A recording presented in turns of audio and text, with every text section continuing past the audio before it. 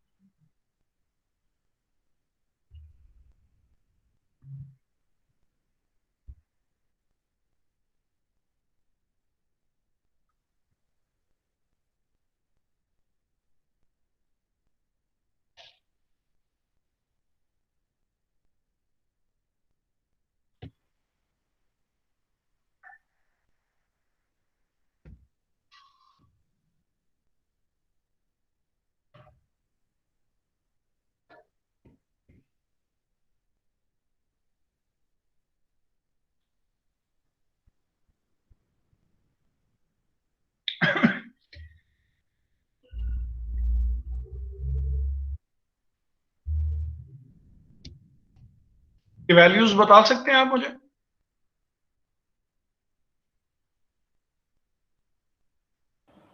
Sir अभी कर रहे सर हैं। अभी एन हमारे कैलकुलेट पास कर। 8 है। सर 126, 160, 77, 66, 112, 72 और 60। और सर इसका समीशन एक्स वाई का आया 777।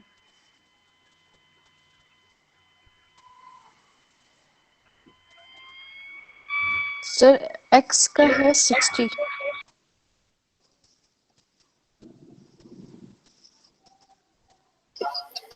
Sir, 64, 81, 100, 49, 30, 36, 64, 36, 36. सर इसका सम 466 Sir, आ रहा है। 7,000. 466 आ रहा है सर। Sir, Uh-huh.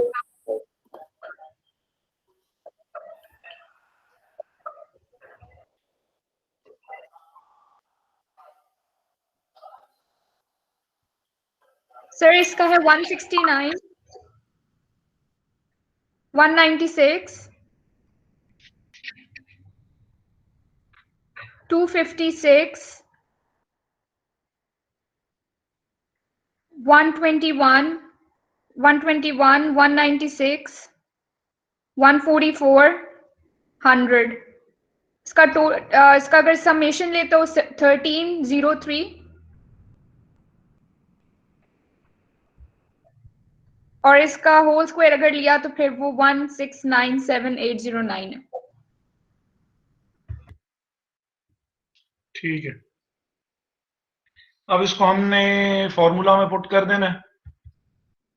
तो हमारे पास n जो है ये नंबर ऑफ आइटम्स जो हैं वो हैं हमारे Eight. पास, काउंट मेरे 8 है सर।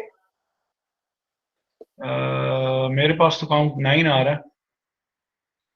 सर 8 है। सर Sir, आपने sir, आपने एक मिशन ले मिशन लिया वाले है भी आपने इसलिए। गिने हैं। सर एक समेशन वाला भी। ठीक है, ठीक है, थैंक यू।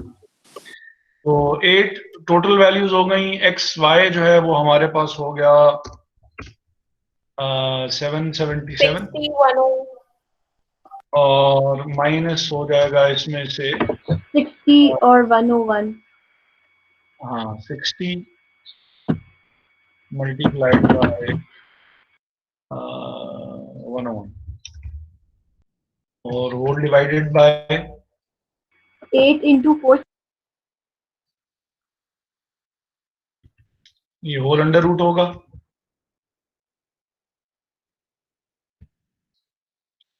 और so 8 into 466. 8 into 466, Yes sir. ठीक है। और minus और 3600.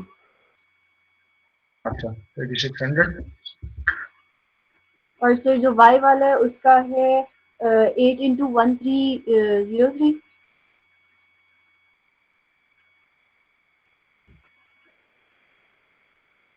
और minus 10201.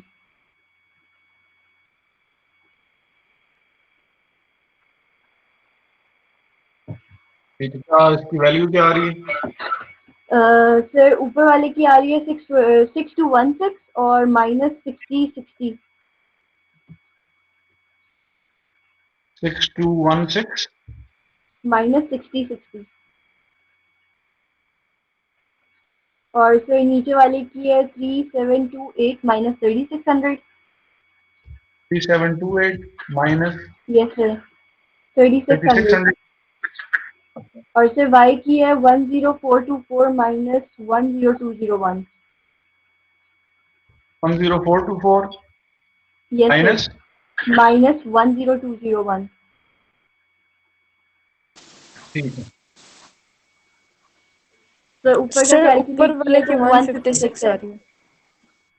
और नीचे 128 into 223.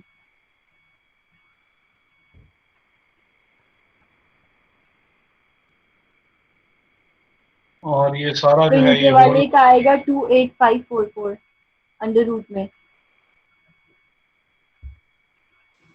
सर अंडर रूट के बाद 168.9 आ रहा है।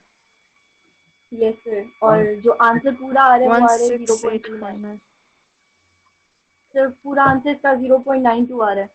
जी सर 0.92 आंसर। और ये क्योंकि पॉजिटिव है तो जी सर इसका मतलब, हाँ इसका मतलब है कि पॉजिटिव कोरिलेशन है सर, स्ट्रॉन्ग है ये भी। Positively strong. ठीक है। अच्छा, कुछ कोई ऐसा तो नहीं है जो कि अभी हमारे साथ वो ना हो, अ, उसकी रिक्वेस्ट एक्सेप्ट ना हुई हो?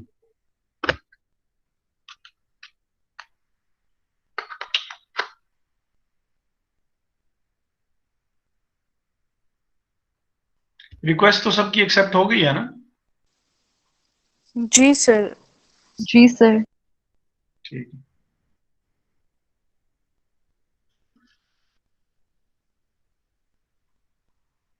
अच्छा, तो यहां से हम जरा बात को अब जरा और आगे बढ़ाते हैं।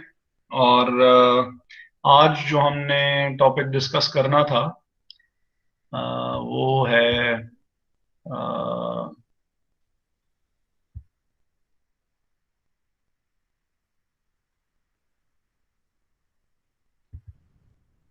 Normal distribution. अच्छा, ये शायद मैंने अभी तक आपके साथ शेयर जो है वो फाइल जो है वो नहीं की हुई होगी।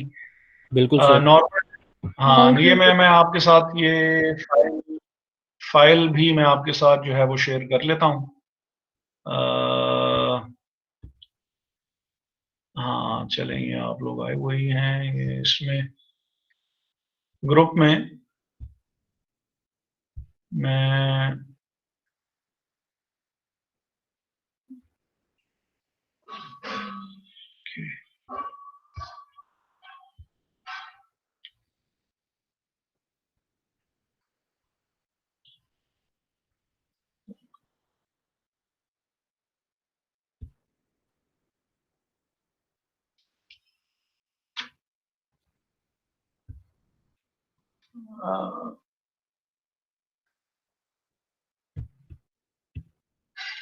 आज बिल्कुल ही ना कुछ समझ में नहीं आ रही। सर जो बात है, आई स्वेयर।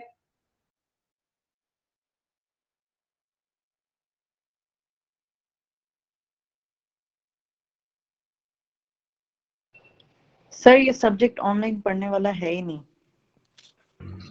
नादिया बाजी ने तो दिल की बात की है। सर क्लास में आपको सुनते थे, आप बार बार रिपीट करके समझाते भी थे, इतने अच्छे से समझ आता था। इधर तो बहुत मुश्किल होती है। मेरे नादिया बाजी वाला तो हम लोग पिछले सेमेस्टर भी कर चुके हैं ना ये फॉर्मूला, तो ये तो इतना मुश्किल नहीं है। यार पिछला याद किसको रहता है वैसे, ये तो बताओ। ये भी ठीक है।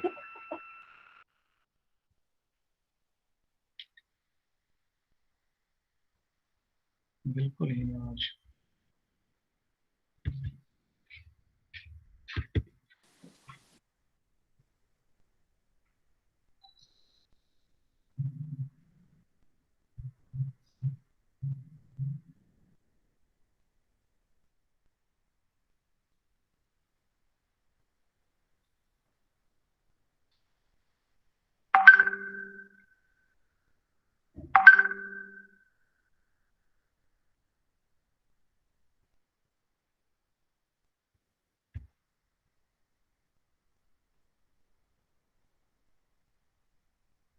ये फाइल ग्रुप में भी आ गई है। जी सर। समझ गई।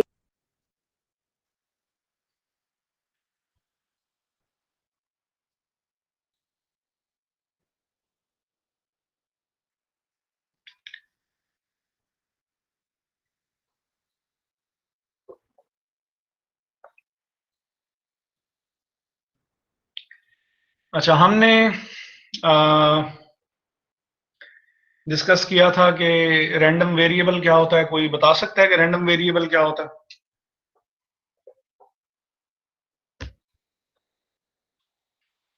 मुस्फिरा? जी सर, बता दें सर सर। मैं बता दूं? जी जी, वो बताएं, क्या नाम है, मतीन साहब बताएं, और फिर बताएं खुशबा। पहले सर फिर मैं मतीन भी। साहब। जी सर जी रैंडम वेरिएबल सर, हमारे पास सर दो वेरिएबल्स होते हैं, जिस तरह एक्स एंड वाई होते हैं।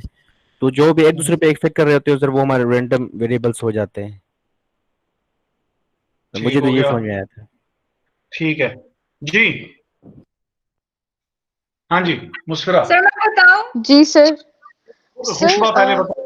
कोई खुशबा पहले अच्छा बताएं। सर ठीक है सर। रैंडम वेरिएबल वो वेरिएबल होता है जिसकी वैल्यू या जो होती है वो अननोन होती है, बिकॉज एक एक्सपेरिमेंट के आउटकम है। और फिर इसकी दो टाइप्स भी हमने पढ़ी थी, डिस्क्रीट एंड कंटिन्यूअस। ठीक है मुस्फिरा। जी सर, मेरा भी यही है कि जिसकी वैल्यू अननोन होती है और वो फंक्शन जो है ऐसा फंक्शन जो असाइन करता है वैल्यू को ऑफ एन एक्सपेरिमेंट आउटकम्स, और इसमें दो होती हैं, एक डिस्क्रीट होती है और एक कॉन्टिन्यूस होती है। सर मैं बताऊं? जी जी जी जी। Sir set of possible values random experiment में जो होती हैं। ठीक है। बहुत आसान अल्फाज में ये जो जिन जिन लोगों ने बात बताई है, ये लोगों ने ठीक बताई है। हम इसको बहुत ही इजी अगर उसमें लैंग्वेज में हम बात करें समझने के लिए, तो रैंडम वेरिएबल एक ऐसा रूल है which assigns numbers to the outcomes of जो भी possibility space है, जो which assign numbers to the possible outcomes। हमने जब हम probability distribution हम कर रहे थे, तो probability distribution में हमने ये चीज देखी थी कि अगर हम जो मुझे अब क्वेश्चन अब याद आ रहा है, होपफुली आप लोगों को भी याद आ जाएगा, कि एक स्टूडेंट है जिसको दो क्वेश्चंस दिए गए हैं और मल्टीपल चॉइस क्वेश्चंस हैं, जिसमें से एक आंसर ठीक है और तीन आंसर्स ऑब्वियसली गलत होते हैं। चार टोटल नंबर ऑफ आंसर्स होंगे, A B C and D. एक ठीक होगा, तीन गलत होंगे। अगर वो ठीक आंसर चूज करेगा तो उसको 4 मार्क्स असाइन किए जाएंगे, और अगर वो गलत आंसर चूज करेगा तो नेगेटिव मार्किंग होगी और उसको -1 असाइन किया जाएगा। तो हमने उसमें ये देखा था कि ये भी हो सकता है कि वो दोनों के दोनों ठीक चूज कर ले और 8 मार्क्स मिले उसको। तो what is the probability of him getting 8 marks, ये एक वो हो गई, पॉसिबिलिटी हो गई, एक ऑप्शन हो गई। ये भी हो सकता है और दूसरा गलत कर दे तो उसके 3 मार्क्स आएंगे, ठीक वाले क्वेश्चन के उसको 4 मार्क्स मिलेंगे, और गलत वाली ऑप्शन चूज करने की वजह से उसको मार्क्स जो है वो मिलेंगे -1। तो ये काम होने की वजह से यानी क्या होगा कि 4 -1 हो जाएंगे तो 3 मार्क्स जो है वो उसको मिलेंगे। तो एक पॉसिबिलिटी हो गई 8 मार्क्स की, एक पॉसिबिलिटी हो गई 3 मार्क्स की। क्लियर है?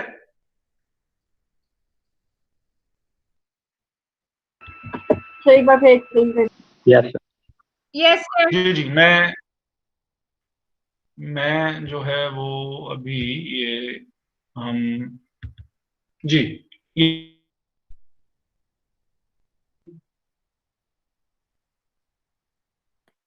सर आवाज डिस्टॉर्ट हो सर रही है। आपकी स्क्रीन चली गई या मुझे नहीं सर आ आवाज रही? डिस्टॉर्ट भी हो रही है। नहीं मतलब इट्स कम्प्लीटली गॉन। नहीं ना, अभी बिल्कुल भी नहीं आ रही। Even can you like view the screen? हाँ अच्छा, नहीं नहीं नजर नहीं आ रही। अभी अभी आ रही है। स्क्रीन भी नहीं आ रही है? सर आ रही अब है। आ रही है सर सर। अब आ गई है। अच्छा, सर ये अभी इसमें अभी अपीयर आई क्या है। हो रहा सर स्टूडेंट स्टूडेंट लिखा हुआ है सर। है? बस ठीक, ठीक है।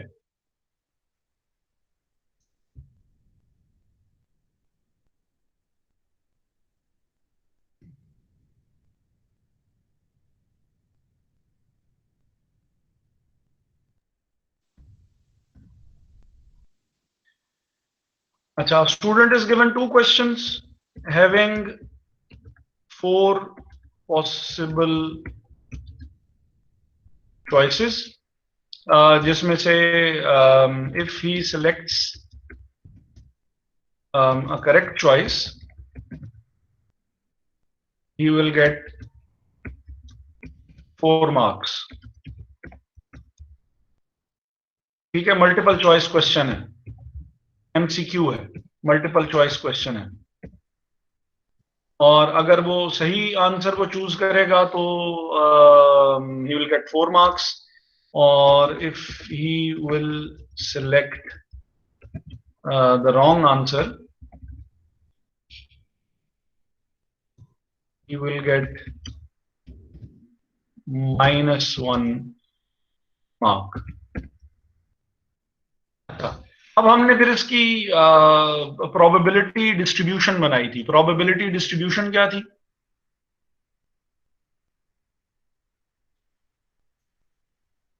प्रोबेबिलिटी डिस्ट्रीब्यूशन क्या होती है?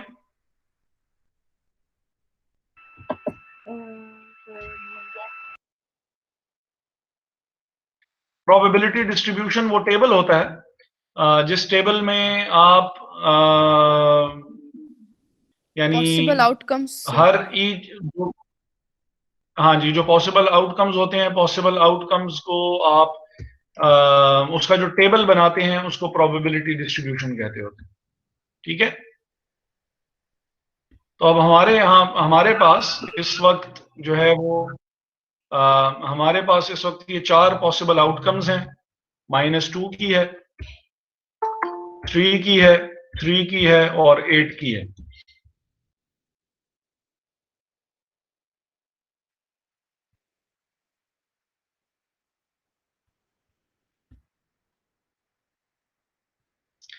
अब क्या प्रोबेबिलिटी हो कि हमारे पास जो है वो आंसर जो है वो -2 आएगा, दोनों के दोनों क्वेश्चंस वो गलत सिलेक्ट कर लेगा, दोनों के दोनों आंसर्स ही गलत होंगे, इसकी क्या प्रोबेबिलिटी है?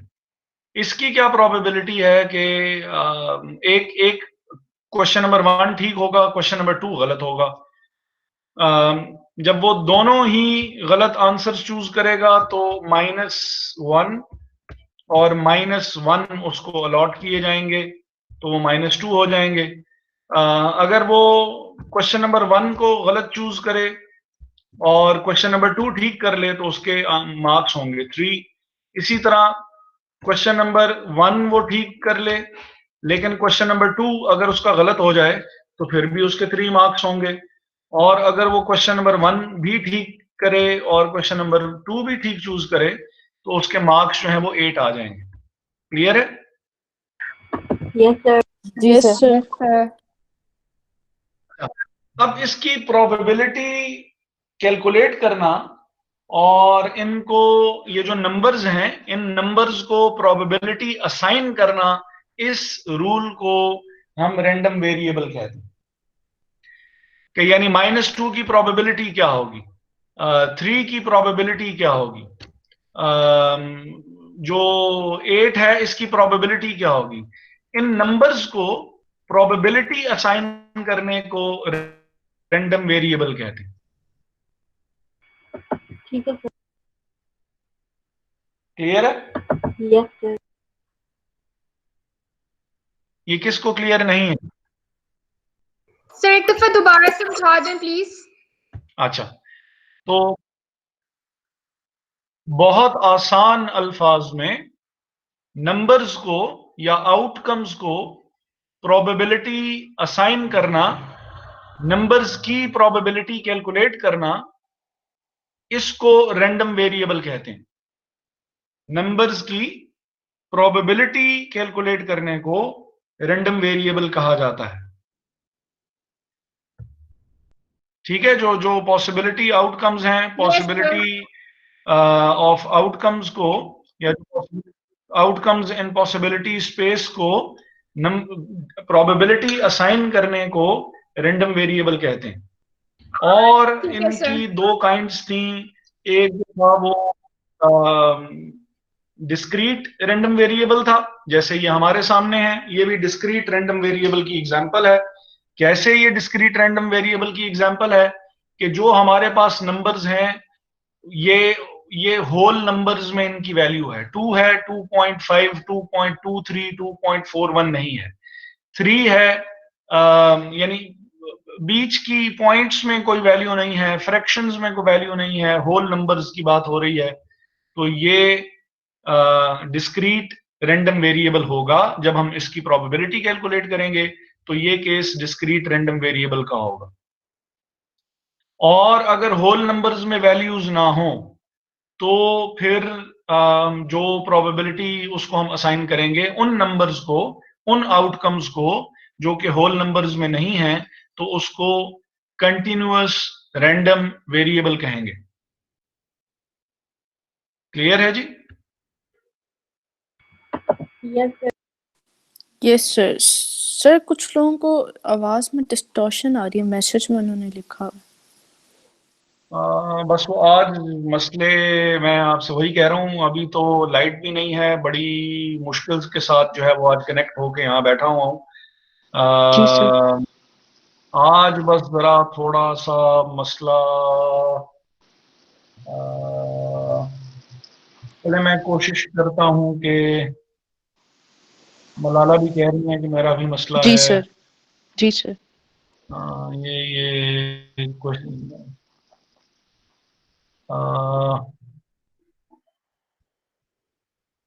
अच्छा, अ, अब क्या किया जाए?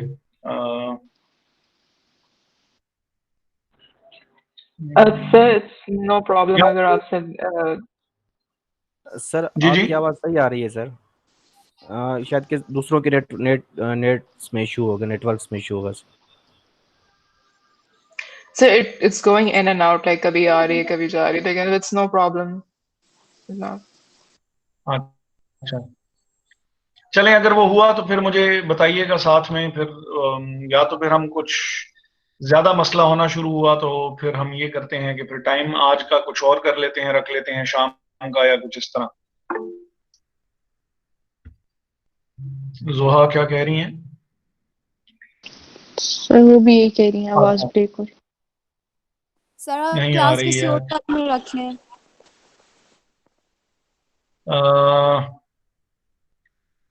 चलें, इसको हम बेसिक बस थोड़ी सी डिस्कशन करके टाइम फिर कुछ और रख लेते हैं।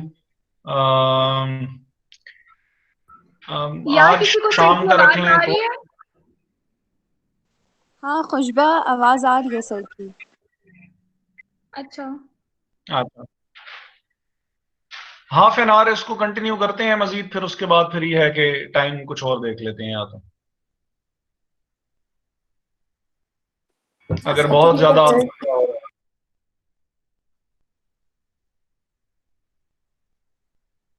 और टुडे इज वेनेसडे, तो शाम को अगर आप लोग रखना चाहते हैं तो शाम का टाइम मुझे कोई भी बता दें, तो दिन का, अब दिन तो खैर हो ही गया, शाम का कोई टाइम मुझे बता दीजिएगा तो मैं ऑनलाइन आ जाऊंगा। ठीक है सर, आप अभी ठीक है 10 सर। बढ़ा देंगे तो फिर आप कितनी देर की क्लास हम्म, लेंगे? ठीक है, ठीक है, वो हम एक 1 आवर या 1.5 आवर की हम देखेंगे क्लास, जो भी हो सकती हुई पॉसिबल वो कर लेंगे। सर फिर आप ठीक है, मगरिब के बाद ले लेना। हाँ जी, हाँ जी, हाँ जी, हो सकती यस है, सर। बिल्कुल हो सकती है। Okay sir, thank you. ठीक है, अच्छा, तो सबसे पहली चीज के रैंडम रैंडम वेरिएबल क्या था? रैंडम वेरिएबल बेसिकली वो रूल है जो कि अच्छा, मगरिब के बाद ठीक है फिर। अच्छा, रैंडम वेरिएबल वो रूल है जिस रूल में हम क्या करते हैं कि हम आउटकम्स को प्रोबेबिलिटी असाइन करते हैं। आउटकम जो है वो किसी भी एक्सपेरिमेंट की कुछ भी हो सकती है। तो जब हम उन एक्सपेरिमेंट में जो नंबर्स हमारे पास हैं, उन नंबर्स को जब हम प्रोबेबिलिटी असाइन करते हैं तो वो रैंडम वेरिएबल कहलाता है। और ये अगर तो होल नंबर्स हैं तो that random variable would be called discrete random variable. और अगर रैंडम वेरिएबल में होल नंबर्स में वैल्यूज नहीं है तो वो फिर कंटिन्यूअस रैंडम वेरिएबल कहलाता है। जितनी भी हमने प्रोबेबिलिटी डिस्ट्रीब्यूशंस पहले पढ़ी थी, जिसमें बायनोमियल प्रोबेबिलिटी डिस्ट्रीब्यूशन थी और पॉइसन प्रोबेबिलिटी डिस्ट्रीब्यूशन थी और हाइपरज्योमेट्रिक प्रोबेबिलिटी डिस्ट्रीब्यूशन थी, वो तमाम जो थी वो डिस्क्रीट रैंडम वेरिएबल से यानी बिलोंग करती थी। जो नॉर्मल प्रोबेबिलिटी डिस्ट्रीब्यूशन है, यहाँ पे डिस्क्रीट रैंडम वेरिएबल नहीं होता, यहाँ पे कंटिन्यूस रैंडम वेरिएबल होगा। कंटिन्यूस रैंडम वेरिएबल वो रैंडम वेरिएबल है जिसमें आउटकम्स जो हैं वो जरूरी आउटकम्स जो होती हैं वो होल नंबर्स में नहीं होती हैं, बल्कि वो यानी बिल्कुल एक कंटिन्यूअस उनका पैटर्न होता है। फ्रैक्शंस में भी हो सकती हैं, पॉइंट्स में भी वैल्यूज हो सकती हैं, और उनकी प्रोबेबिलिटी जो हम कैलकुलेट करेंगे वो नॉर्मल डिस्ट्रीब्यूशन कहलाती है या नॉर्मल प्रोबेबिलिटी डिस्ट्रीब्यूशन कहलाती है। अब यहाँ पे उन्होंने खैर एग्जांपल्स भी दी हैं, जैसे हाइट्स हैं लोगों की, क्रॉप यील्ड्स हैं, पेट्रोल कंजम्पशन है, dimensions of mass produced articles हैं, rate of defective items in a manufacturing process है, वगैरह वगैरह। हाइट, अगर हाइट हो गई, टाइम हो गया, ये वो चीजें हैं जो कि हाइट जो है वो फीट में भी है और आगे फिर सेंटीमीटर्स में भी हो सकती है, और वो सेंटीमीटर्स भी जो है वो भी पॉइंट्स की फॉर्म भी जो है वो ले सकते हैं। तो इन तमाम किस्म के केसेस में हम डिस्क्रीट रैंडम वेरिएबल की प्रोबेबिलिटी डिस्ट्रीब्यूशन को यूज नहीं कर सकते, बल्कि हमें कंटिन्यूअस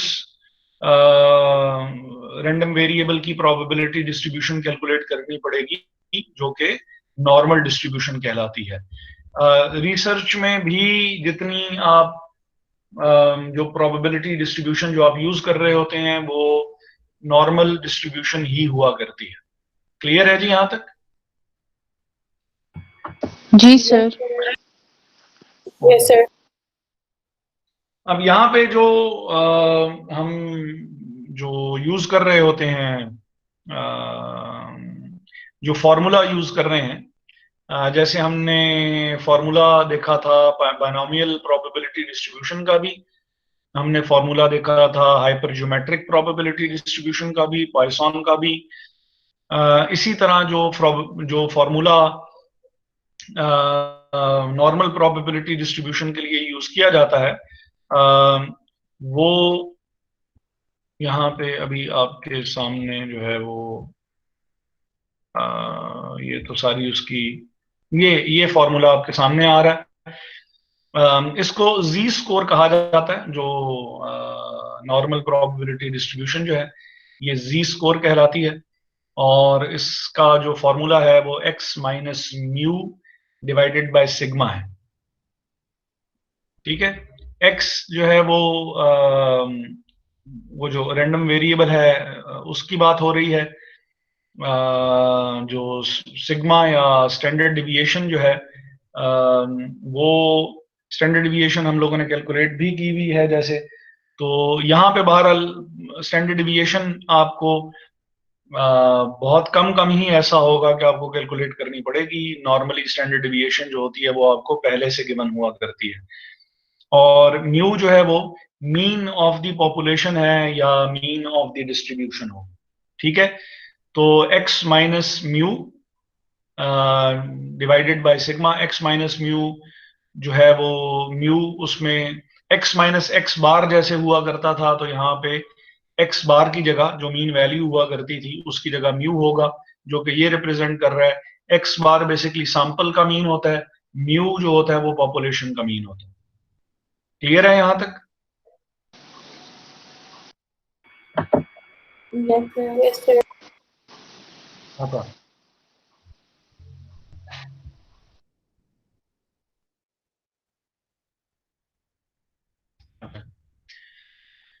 हाँ। अच्छा, जो इसको फिर हम क्या करते हैं कि इसको ग्राफ पे हम प्लॉट भी किया करते हैं, जो नॉर्मल डिस्ट्रीब्यूशन है, और नॉर्मल डिस्ट्रीब्यूशन या जिसको और उसकी फिर एक कर्व बनती है जिसको नॉर्मल कर्व कहते होते हैं, वो बेल शेप्ड कर्व होती है। ये कुछ इस तरह की बनती है जैसे ये नीचे यहाँ पे आपको ये नजर आ रहा है। अगर तो वो sorry to disturb you sir, नजर नहीं आ रहा सर इधर। सर हमें फॉर्मूला भी नजर नहीं आया, और सर वही जो प्रोबेबिलिटी डिस्ट्रीब्यूशन है ना कोई सर, वही एग्जाम्पल मुझे नजर आ तो रहा कुछ भी नजर नहीं आ रहा। बस सिर्फ सर सर ये सिर्फ 2 3 3 -2 8 नजर आ 3 रहे हैं 3 सर। और 1 ये लिखा हुआ है। अच्छा, मैं यहाँ से स्टॉप करके उसको दोबारा प्रेजेंट करता हूँ, मे बी मुझे के लगा सिर्फ मुझे ही नजर आया।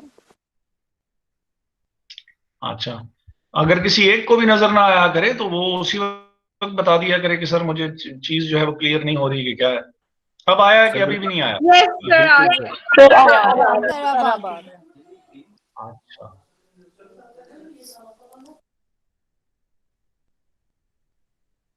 अच्छा, तो ये इस सर तरह वो की कर फॉर्मूला भी नहीं नजर आया हमें। अच्छा, ये फॉर्मूला जो है ये आ गया। अब नजर आ रहा है? जी सर, अभी आ रहा है। जी सर, अब आया। z is equal to x minus mu over sigma. z जो है ये बेसिकली नॉर्मल डिस्ट्रीब्यूशन को कहते हैं, या z स्कोर इसको हम कहते होते हैं। x is the value against which आप ये कैलकुलेट कर रहे हैं, जो रैंडम वेरिएबल होगा। और म्यू जो है वो मीन ऑफ द पॉपुलेशन है या मीन ऑफ द डिस्ट्रीब्यूशन होगी। जैसे हम x माइनस एक्स बार करते होते हैं, तो x बार मैंने जैसे पहले बताया कि वो सैंपल का मीन होता है, जबकि म्यू जो होता है वो पॉपुलेशन का मीन कहलाता है। और सिग्मा जो है वो आपकी स्टैंडर्ड डिविएशन है। और स्टैंडर्ड डिविएशन जो है वो यहाँ पे मोस्ट ऑफ द क्वेश्चंस में ये कैलकुलेट नहीं ही करनी होती है, गिवन ही होती है। क्लियर है यहाँ तक? जी सर, थैंक यू सर। जी सर।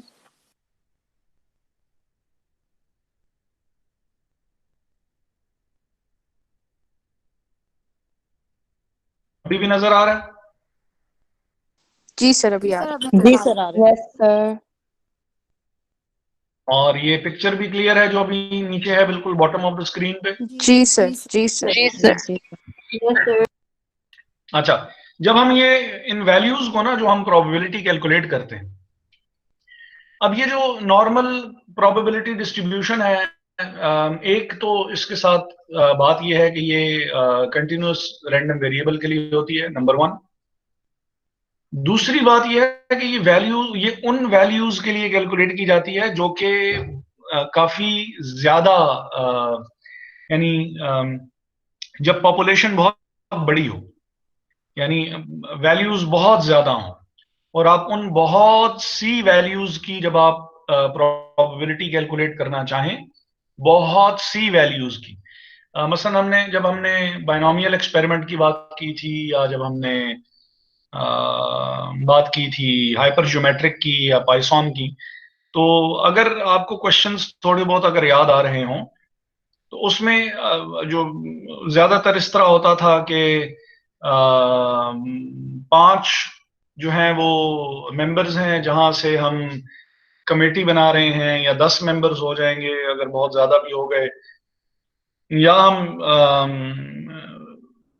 हम ये देख रहे थे पाइथन में कि भाई 8 गाड़ियां आ रही हैं या 10 गाड़ियां आ रही हैं in a given time frame of 1 hour या इस तरह, और फिर हम उसकी वैल्यूज कैलकुलेट कर रहे थे।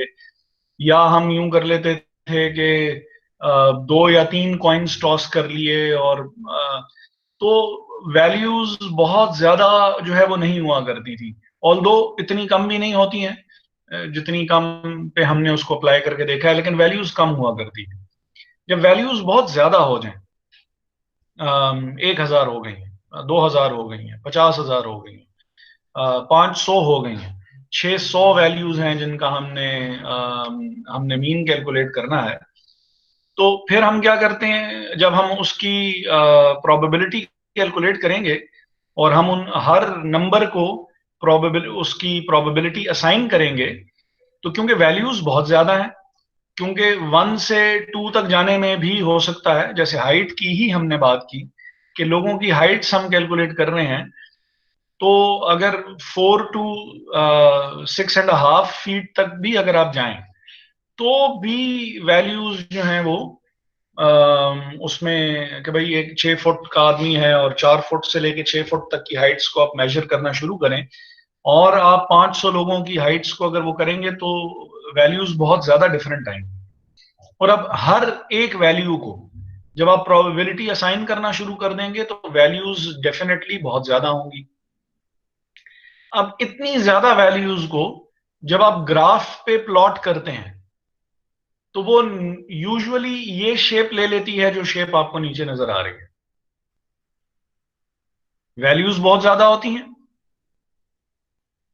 पॉइंट्स में भी हिसाब किताब चल रहा होता है, और तमाम वैल्यूज को प्रोबेबिलिटीज असाइन जब करेंगे, तो क्योंकि वैल्यूज भी बहुत ज्यादा हैं, जैसे हमने वो -2 और 3 और 3 और 4 हमने लिए थे, वो तो सिर्फ 4 वैल्यूज थी। जब वैल्यूज भी बहुत ज्यादा होंगी और उन वैल्यूज की प्रोबेबिलिटीज को जब आप ग्राफ पे प्लॉट करेंगे तो वो कुछ शेप इस तरह की ले लेगी जैसे ये शेप यहाँ पे आपको बताई हुई है। यहाँ पे आपको 2 बेल कर्व्स नजर आ रही हैं। 2 बेल कर्व्स नहीं होंगी, यूजुअली नहीं, बेल कर्व एक ही बनती होती है। अगर तो आपका डाटा जो है वो बहुत ही मेथोडिकली कैलकुलेट किया गया है और जो वैल्यूज जो हैं वो इवनली डिस्ट्रीब्यूटेड हैं, तो ये जो नीचे वाली जो कर्व है ना, कुछ आपकी शेप इस तरह की बनेगी। ये नजर आ रहा है कर्सर भी? जी सर जी सर, आ रहा है। यस सर नजर आ रहा है। जी सर, नजर आ रहा है। इन 2 वैल्यूज में, इन 2 कर्व्स में से कोई एक बनेगी, दोनों इकट्ठी नहीं बनती होती। ये बात जरूर ज़हन में रखिएगा, दोनों में से कोई एक ही बनेगी। अगर तो बहुत इवनली डिस्ट्रीब्यूटेड वैल्यूज हैं तो ये नीचे वाली कर्व बनेगी, जो कि ये बता रही है कि ठीक है, मिडिल में एवरेज वैल्यूज जो हैं, ये जो कर्व का ये जो टॉप सा बन रहा होता है, ये बेसिकली एवरेज वैल्यूज होती हैं।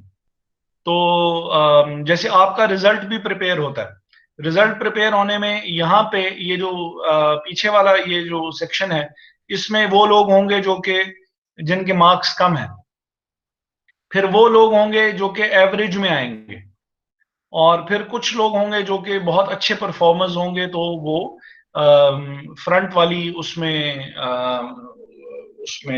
एरिया में फॉल करेंगे। अच्छा, अगर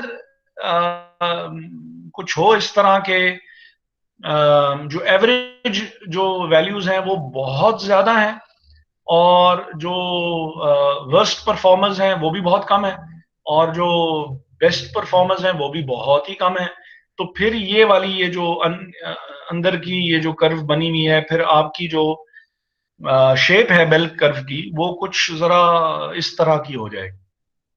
सर तीसरा कर्व बन सकता है जो कुछ भी नहीं कर रहे सर, परफॉर्म जी नहीं कर रहे सर। तीसरा कर्व बन सकता है, आपने कहा एक बहुत ज्यादा कर रहा है, एक बहुत कम कर रहे हैं, और मतलब कि तीसरा ये भी हो सकता है कुछ नहीं कर सकते वो। बिल्कुल बिल्कुल। उसमें अब क्या होगा, उसको हम स्क्यूनेस कहते हैं, कि कर्व जो होगी वो फिर स्क्यूड होगी, एक तरफ को झुकी हुई होगी। सर किस तरह सर, समझ नहीं आया। ड्रॉ करने की भी ना कोई ऑप्शन आपके इस सॉफ्टवेयर में नहीं है, सिर्फ प्रेजेंट करने की ही है। तो आपके सवाल का जवाब कि हाँ बिल्कुल हो सकता है, आपके सवाल का जवाब कि हाँ ओके हो सर। सकती है। ठीक है, अब वो कैसे हो सकती है कि ये जो कर्व होगी ना, ये फिर किसी एक तरफ झुकी हुई होगी, एक तरफ टिल्टेड होगी। यानी अगर आपको कर्सर नजर आ रहा है ये जो ब्लैक सा, तो फिर ये कुछ कर्व इस किस्म की होगी कि यूं आते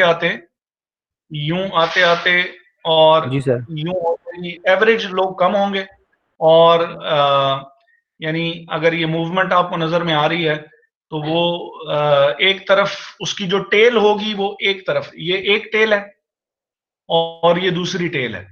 तो जिस तरफ वर्स्ट पर अगर परफॉर्मर्स वर्स्ट ही हैं और वो बहुत ज्यादा हैं, या परफॉर्मर्स बेस्ट हैं और वही बहुत ज्यादा हैं, तो फिर ये कर्व का जो टॉप होगा ये भी एक तरफ को टिल्टेड होगा, और इतनी ज्यादा ऊपर जो है वो कर्व नहीं गई हुई होगी। कर्व अगर बीच में से बहुत ज्यादा ऊपर गई हुई है तो इसका मतलब ये है कि आपके एवरेज परफॉर्मर्स बहुत ज्यादा थे। अगर जो है वो वर्स्ट भी थे और एवरेज भी थे और बेस्ट भी हैं, तो फिर आपकी कर्व जो होगी वो जरा थोड़ी सी इवन आएगी। जो केस आप बता रहे हैं उसमें वो कर्व्स भी चले, हमने जो आज शाम को मिलना है तो वो भी मैं ढूंढ के निकाल के और वो भी आपको दिखा दूंगा। उसको स्क्यूनेस कहते हैं, कि कर्व फिर स्क्यूड होगी, एक तरफ को झुकी हुई होगी। अब वो शेप कैसी इख्तियार कर लेती है वो फिर हम शाम को मैं आपको फिर वो दिखा दूंगा। या इंशाल्लाह अभी सर, अगर मुझे, इंशाल्लाह। मैं अभी देख लेता हूँ, अगर मुझे अभी भी मिल जाती है तो भी मैं आपके साथ फिर ये है कि वो डिस्कस कर लेता हूँ। ठीक है? Okay sir, okay sir, okay sir. अच्छा, सबको नजर भी आ रहा है, सबको क्लियर भी है? Yes sir. Yes sir. जी सर। सर नादिया का मैसेज आया कि उन्हें आवाज नहीं आ रही। अच्छा, अब ये बाकी सबको आ रही है? जी सर आपकी आवाज आ रही, हमें आ रही। ठीक है। अच्छा, ये जो लेक्चर रिकॉर्ड होता है ये बाद में देखते भी हैं या नहीं देखते? सर ये हमें तो नहीं मिलता अभी। सर ये सर हमें हमें नहीं नहीं मिलता सर, ये ज़ेबस्टॉन वालों को मिलता है सर ये। यस सर, हमारे साथ नहीं शेयर हुआ अभी तक। तो ये बात आपने मुझे पहले क्यों नहीं बताई? तो मैंने लास्ट टाइम आपसे पूछा था ये तो। सर ग्रुप आपने में बताया मैसेज था पे ना पूछा हमने था सर, आपको। बताया था आपको अयमन ने। सर तब भी बता। ग्रुप में जो मैंने पूछा था तो एमन ने कहा था कि मैं चेक करके बताती हूँ, फिर चेक करके इन्होंने बताया था कि अभी तक अपलोड नहीं हुआ। सर वो हमें नहीं भेजेंगे सर वो। नहीं, जी आपको सर, उन्होंने अभी इन्फॉर्म किया कि जिन लोगों को स्पेशली मसला है ना, जो जीबी जी सर। सुकराल यहाँ पे, इनको भेजा जाएगा, हमें नहीं भेजा जाएगा जी एक्सक्लूसिवली। सर। जी सर। सर हमें भी नहीं भेजा है, उन्होंने कहा था वो अपलोड करेंगे तो आप मैंने जाके वो कहीं से डाउनलोड करें, लेकिन अभी तक हमें भी नहीं। मेरे उसमें ना गूगल ड्राइव में वो मेरे पास आ जाता है। तो सर तो आप हमें मैं लिंक सेंड कर दिया करें सर। बिल्कुल बिल्कुल, जी सर। ये तो बहुत काम आसान हो जाएगा आपके लिए कि अगर किसी का बीच में कोई आवाज ब्रेक होती है, नहीं समझ में आ रही, तो समझने के लिए जरूरी है कि शेयर होना चाहिए। सर ये जी आपके पास सर। भी सेव होता होगा सर, और यूनिवर्सिटी वालों के पास भी सेव है, तो आप आपके पास जो सेव है ना वो हमें भेज दीजिए करें सर, क्योंकि सर मैं ये। आज ही आपके साथ जितने भी लेक्चर्स वगैरह हुए हमारे अभी तक के, वो सारे मैं आपके साथ शेयर करता हूँ। जी सर, बस लिंक सेंड सेंड कर दीजिएगा बस। हाँ जी, हाँ जी, वहां से फिर आप थैंक यू सर। देखिएगा, आप डाउनलोड करना चाहते हैं तो आप डाउनलोड कर लीजिएगा। Thank you sir, thank you. Thank you sir. Thank you sir. अच्छा, ये तो बात बहुत लेट पता लग रही है। हमारी आज कौन सी क्लास है ये? और सॉरी अमन, मैंने आपका मैसेज ही नहीं पढ़ा था, वो तो मुझे तो बिल्कुल जेहन से ही निकल गया कि अच्छा नहीं नहीं क्या। सर, कोई मसला नहीं। अच्छा, both tails of the distribution approach but never meet the horizontal axis. कभी भी horizontal axis को टच नहीं करती हैं, horizontal axis को बिल्कुल अप्रोच कर लेती हैं, मीन्स के करीब पहुंच जाती हैं, टच नहीं करती हैं। It is described by its mean, which is mu, which is the same as the median and the mode, and standard deviation, जो कि सिग्मा से अभी हमने देख भी लिया कि the area under the normal curve represents probability and so totals to 1. अब ये बात हमने जब हम probability distribution भी बना रहे थे और random variable को डिस्कस भी हमने किया था, तो उस वक्त भी हमने ये चीज देखी कि जो रैंडम वेरिएबल की जो हम प्रोबेबिलिटी डिस्ट्रीब्यूशन भी बनाते हैं, तो प्रोबेबिलिटी डिस्ट्रीब्यूशन का अगर टोटल आंसर 1 आ रहा है तो इसका मतलब है कि हमारा हमने जो कैलकुलेशंस वगैरह की हैं, कैलकुलेशंस हमारी ठीक है। तो हमारे हमने जितनी भी प्रोबेबिलिटी डिस्ट्रीब्यूशंस बनाई थी उन तमाम की वैल्यूज जो थी वो 1 आई थी। तो इसी तरह यहाँ पे भी क्योंकि रैंडम वेरिएबल ही डिस्कस हो रहा है और रैंडम वेरिएबल की प्रोबेबिलिटीज ही जो है वो डिस्कस हो रही हैं, तो ये तमाम probabilities will sum up to 1, ठीक है। और वो पूरा एरिया जो है वो अंडर दी नॉर्मल कर्व जो है वो शो हो रहा होगा। ऑब्वियसली हम अगर आपके ऊपर भी इस चीज को अप्लाई करें तो आप लोगों की क्लास जो है वो उसमें से कुछ लोग होंगे जो कि out of the total, suppose 20% are below average performers, तो 40 लोग हैं अगर, तो 40 लोगों का 20% जो है वो तकरीबन 8 लोग ऐसे हैं जो कि which are below average performers. Suppose के 60% are average performers, तो out of 40 60% जो है वो 24 बन जाएंगे लोग जो कि एवरेज जो है वो परफॉर्म कर रहे होंगे, और 20% अगेन आर अबव एवरेज या बेस्ट परफॉर्मर्स होंगे, और वो भी तकरीबन 8 लोग ही होंगे। तो अब टोटल 100% को हमने 20, 60 और 20% में हमने डिस्ट्रीब्यूट कर दिया। ऑब्वियसली इसकी डिस्ट्रीब्यूशन जो है वो मजीद और भी की जा सकती है अगर आप करना चाहें तो। क्लियर है जी यहाँ तक? जी सर। Yes, sir. जी अच्छा, the same area of all normal distributions lie within the same number of standard deviations from the mean. This is very important and will be explained in more detail later. कि जो standard deviation जो जितनी भी वो हैं normal distributions हैं, they lie within the same number of standard deviations from the mean. Standard deviation होती क्या है?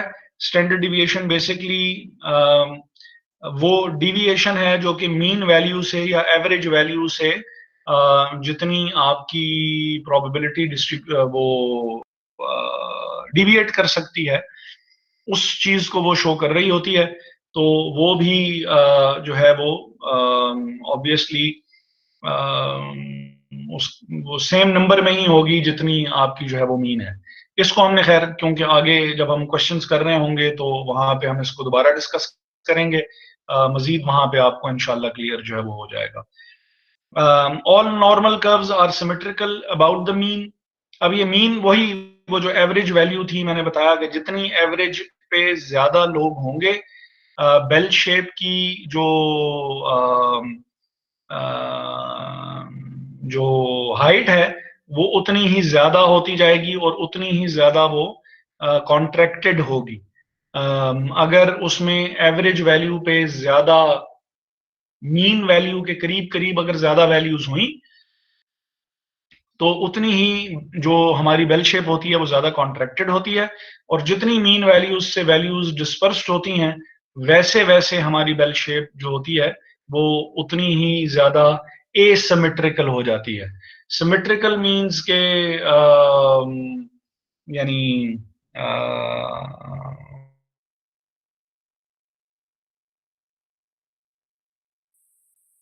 Sir, your voice is completely gone. Is sir talking या मुझे दोबारा नहीं आ रही आवाज? अच्छा,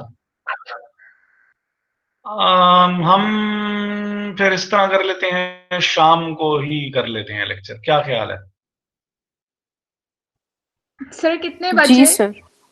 मगरिब के बाद. जी सर, सर क्योंकि मगरिब के मेरी बाद लाइक next- फौरन या फिर लाइक, और कितनी लंबी होगी? 3 ही घंटे ठीक की? है सर।